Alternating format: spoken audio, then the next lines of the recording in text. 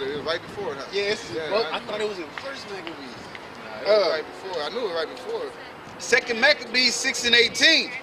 Eleazar, one of the principal scribes, an aged man. And this is the one I wanted because it explains into detail on what he could have did and what he didn't do. Okay? He even had, the loophole to the situation. Go ahead. Eleazar, one of the 2nd Maccabees 7:18. Eleazar, one of the principal scribes, an aged man and of well-favored countenance, was constrained to open his mouth and to eat swine's flesh. But he, choosing rather to die gloriously than to live stained with such an abomination, spit it forth and came of his own accord to torment. Yeah, so he basically, they say, man, eat this swine and you're going to live. And he said, fuck that shit. I'd rather die. Okay? Go ahead. As it behooved them to come that are resolute to stand out against such things, my bad, I thought I skipped one. As it behooved them to come that are resolute to stand out against such things as are not lawful for love of life to be tasted, but they that had the charge of the wicked feast, for the old acquaintance they had with the man, taking him aside, besought him to bring flesh of his own provision. Yeah, so basically, instead of killing him, he said, man, I ain't eating no pork. You know what I'm saying? If y'all gotta kill me, y'all got to kill me. But because they knew him, the guys that were over it, because the guy that was over the charge were Israelites themselves, man. It shows how wicked our people are, right? But they was over there and said, man, you cool. So, look, man, if you got some deer meat, you got some ox or something, you can eat that and we'll say it's pork. Okay? He had a loophole. Okay? Go ahead. Such as was lawful for him to use and make as if he did eat of the flesh taken from the sacrifice commanded by the king. Okay. Yeah, I see you looking at the signs. What's your nationality? Native American? Well, I'm pretty sure you see your sign, the Gadites. If you're North American, then you're part of the 12 tribes of Israel. Huh? We're reading out right now. We're reading out the book of Maccabees. That's one of the books that were taken out. Yeah. They say that a lot of people, the majority of the people don't know about it, but then they celebrate Hanukkah. Can't find Hanukkah in the regular KJV. You have to go in the Vulgate. The Vulgate or Apocrypha to find out about it. All right. But let's get back to that. Verse 22. That in so doing he might be delivered from death, and for the old friendship with them find favor. But he began to consider discreetly, and as became his age and the excellency of his ancient years and the honor of his gray head, he put that faith to use, man. The experience. Yeah. And I was about to say, get that in things, the book of Romans, where it says the faithful experience and hope. Yeah. You know what I'm saying? Hope and experience. 5, 6, 7.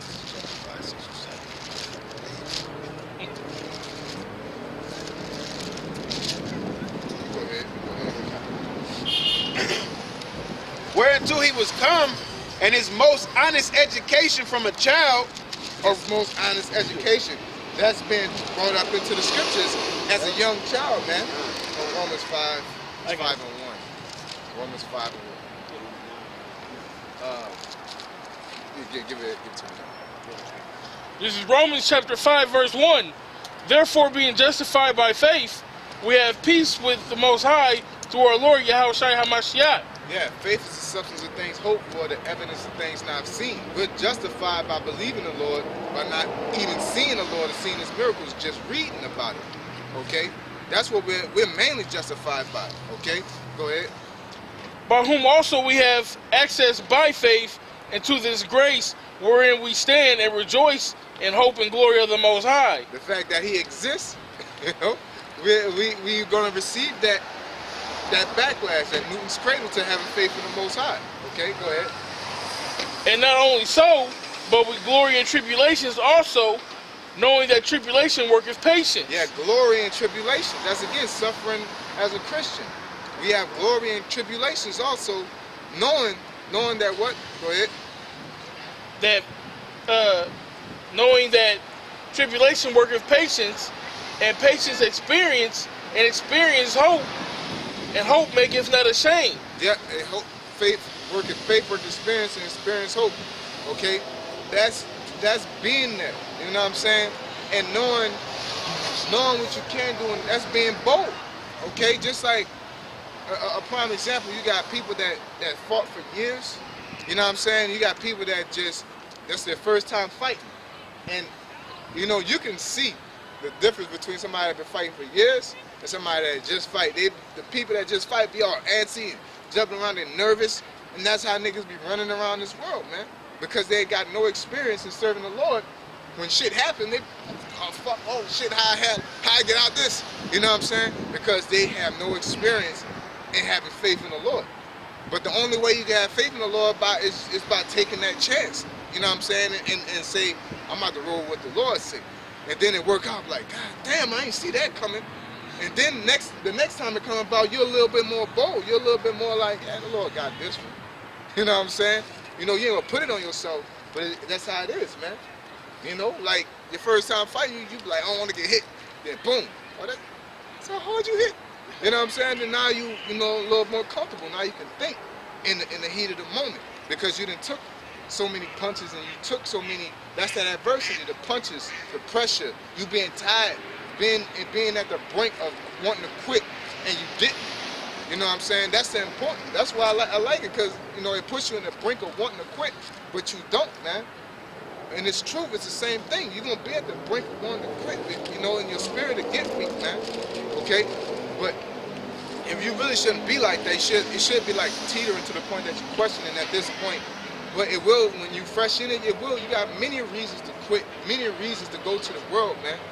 Okay, but the experience is gonna make you stronger and stronger, and it ain't doing nothing but preparing us for the time of Jacob's trouble. As long as you're in this truth, all the way up to the time of Jacob's trouble, man. After that, it's really that last little notch of faith, man, where you willing to die behind us, man. Okay? Go ahead. It says, and hope maketh not ashamed, because the love of the Most High is shed abroad in our hearts. There you go, the love of the Most High. That perfect love is shed abroad in your heart. Hope making not ashamed. Because it will not make a fool of you. It's like basically reading the scriptures. If you're a boxer, you will be working on your technique. And then when you get in that ring, your technique will not make you ashamed.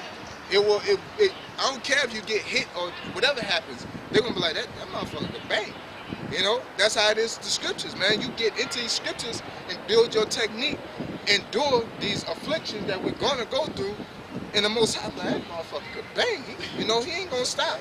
Like, look at old boy we made. Look at him, man. You know what I'm saying? And you go through all those adversities, and it makes you not ashamed, man. You're gonna be through out of your house with the scriptures, man. You know? Go ahead.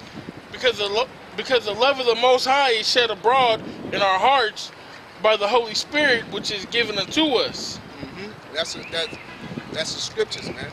You know, giving us, that scriptures being given to us, it makes us stronger spiritually, man, mentally, on all that, man. Okay?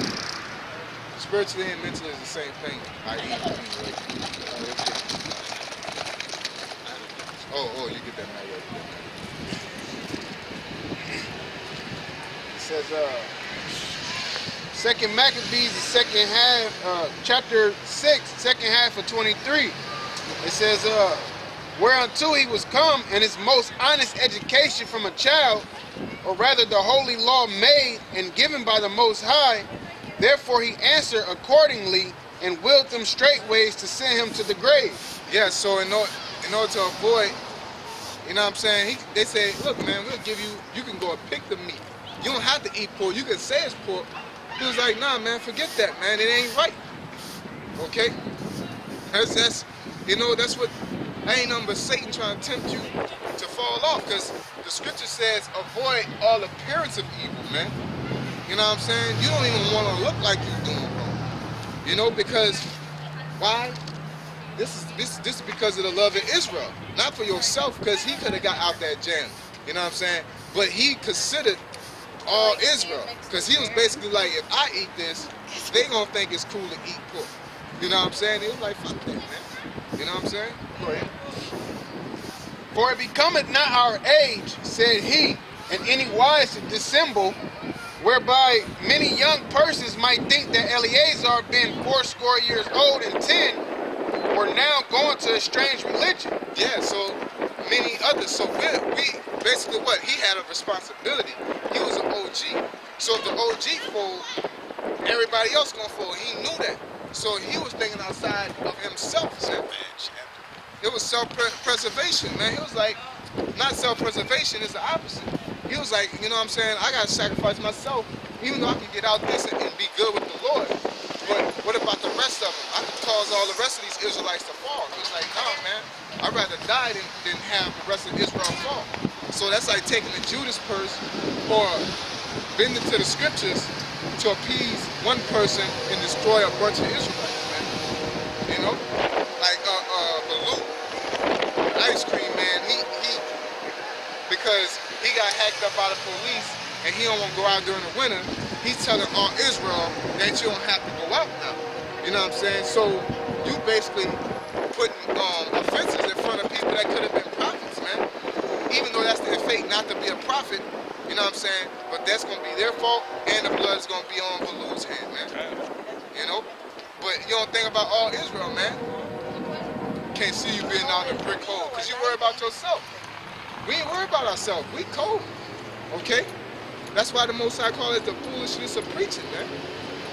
Because it is foolish to talk out in the open to random people who don't want to listen and who may listen. There's a few that may listen. But that's what we're thinking about spiritually is the people who may listen, man. Putting that seed, okay? But and now in our corner eyes, it could be nobody just listening.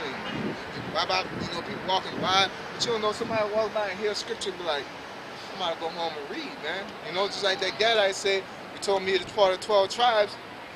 If we wouldn't have came out here because it's chilly, he would have never seen this sign, man. Even though we ain't even going to know, which shows that whoever, they got this new shit going on that they talking shit about the sign, man. You know what I'm saying? You don't have to go out with the sign that said Ariyah doctrine and madness and blah, blah, blah, blah. No, man, this sign is important, man, because people watch this. People watch the illustration, the pictures, okay? Go ahead.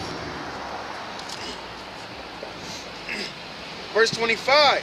And so they, through my hypocrisy and desire to live a little time and a moment longer, should be deceived by me, and I get a stain to my old age and make it abominable? Yeah. He get a stain to a stain. Yeah, man, like, man, you think I'm a... what's up, boy? Say, you think I'm gonna tell you who did it? When I know who did it, man, I got a chance to be a real nigga. Like, you know what I'm saying? That's that same situation. Perfect. That was his perfect opportunity to be a real nigga in the Lord. You know what I'm saying? You think I'm gonna tell you who did it? I know who did it, but I ain't gonna tell you because I'm gonna take the charge. Yeah, like, that's how it is. Like, you think I'm gonna fall off? You think I'm gonna make them fall off when I don't have to fall off to save my life, to make y'all look good? Man, fuck you, man. You know what I'm saying? Because it's all about the Most High and it's all about Israel. Yep, it's about making yourself... We as individuals have responsibilities toward the nation of Israel just by being blessed with this knowledge. We are setting the standard. Because the same people, Lord willing, we make it. But those people that go into that ain't like, oh, at the snap of a finger, we're going to be changed at the twinkling of the eye. But we're going through a process. We're going through training. You know, when you get hired at a job, you get the first 2 weeks. This is like our 2-week session of training on how to govern the world again, man. Okay? Because all this shit we're going through in America, best believe we ain't gonna go through that again. You know? Nigga come back, you know, we see anybody with a white Jesus picture, nigga, we crucifying that nigga. An 8 mile, what is it, 5K? They're going on a 5K ass whooping, man. You know, because we ain't going back there. That's the knowledge of good and evil. We know what evil does to us as a nation and to the world, man. Nobody ain't gonna want Esau to come back, the so-called white man to come back. So they're gonna do, as soon as they see somebody breaking the command, they're gonna fuck them up, man. Because they know where it got us, man. It got us here. And when we get out and get to that land of corn, milk, and honey, we're gonna be on it, man. Okay? But that's a part of this training process, man. Ain't like we just full-fledged niggas and then we end up in the kingdom and most high like, you're 100, you're 100, you're I'm saying? No, we just gonna be trained out these bodies to the point that flesh we don't fight against that flesh anymore, man. We gonna know the law. It's gonna be in us. You know what I'm saying? And yeah. You know, that's a new, and we're gonna be whole. We're gonna be able to keep it. But it came from all this, man. Okay? Because the scripture say he that overcometh. If that was the case, the Most High just give it to anybody. Coming from experience. Yeah, experience. Experience in this hell, man. It's Yeah. gonna, And then when we get in them bodies, it's gonna be easy. You know, like you know how to do all this shit, but you just physically can't do it right now. You know what I'm saying? You trying and you fall short here and there, but when we get in them bodies, it's a wrap. You know what I'm saying? It's gonna be second nature. Okay? Go ahead. For though for the present time I should be delivered from the punishment of men, yet should I not escape the hand of the Almighty, neither alive nor dead. Neither alive nor dead. So he had perfect love for the Most High. He had a respect. He respected the Most High over a man that could physically do him something. So that story is there for a reason, man. It's here for example to show us what type of mentality we gotta be in order to overcome these odds. Because everybody, I'm about that life, but you ain't never had your head under a guillotine. You never had nobody with no shit to your face like you about to be off, and you got the option to say, nah, man, don't kill me. You know, like you got that option to say, they got a fucking 44. Was it 44 Magnum, whatever you call it, that big motherfucking cock that bit back. You see that barrel spin, you see that bullet that was right there that moved in there, and then say like denounce the Most High name, and I'll pull the chamber back. You know what I'm saying? I really, that's all you gotta do. How many people can extrapolate or put themselves in that situation and say, I ain't gonna be scared. I'll be scared, but I'm like, right now, I be coaching myself in my head. Fuck that shit, man. It's quick. It's gonna be quick. I was like, man, fuck you. Call on y'all about shooting out shot. Do that shit, bitch. I'll spit in his face, make him shoot me fast and everything. Like, I'm about to do something. I ain't gonna have a pistol with me first, like, man. Poke him in the eye and shit. Punch him in the face or something. But my mind's gonna be pushing myself toward stand in this truth, man.